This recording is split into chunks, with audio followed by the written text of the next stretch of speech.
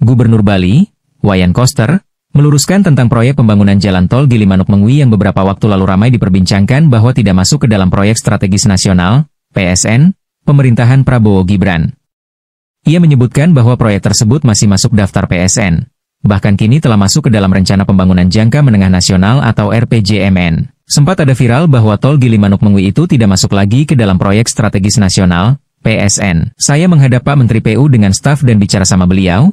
Ternyata itu masih merupakan proyek strategis nasional tercantum dalam Peraturan Menteri Perekonomian bahwa jalan tol Gilimanuk-Mengwi itu selain masih berstatus proyek strategis nasional juga sudah masuk dalam RPJMN atau Rencana Pembangunan Jangka Menengah Nasional, ujar Gubernur Koster dalam sambutannya saat menghadiri kegiatan halal bihalal yang diselenggarakan Majelis Ulama Indonesia, MUI, Provinsi Bali di Haris Hotel, Denpasar, Sabtu 19 April 2025. Ia menambahkan bahwa statusnya masih ada dalam PSN dan akan berlanjut, di mana 3 hari lalu ia rapat bersama Dirjen Pembiayaan Infrastruktur Kementerian PU yang datang ke Bali, ke Jaya Sabha, untuk membahas rencana kelanjutan pembangunan jalan tol ini. Dan kemarin meninjau lokasi Kejembrana dan wilayah-wilayah yang akan dilintasi jalan tol. Jadi pembiayaan untuk pembebasan lahan itu akan ditanggung sepenuhnya oleh pemerintah, konstruksinya oleh swasta.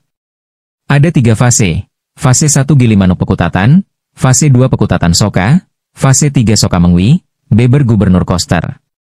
Akan tetapi, sebut Koster, pihak swasta meminta hanya mengerjakan fase 1 dan fase 3. Fase 2-nya kalau bisa dikerjakan oleh pemerintah. Kemarin dibahas soal itu, nanti ia akan menghadap lagi Menteri PU kalau bisa fase 2-nya itu dikerjakan oleh pemerintah.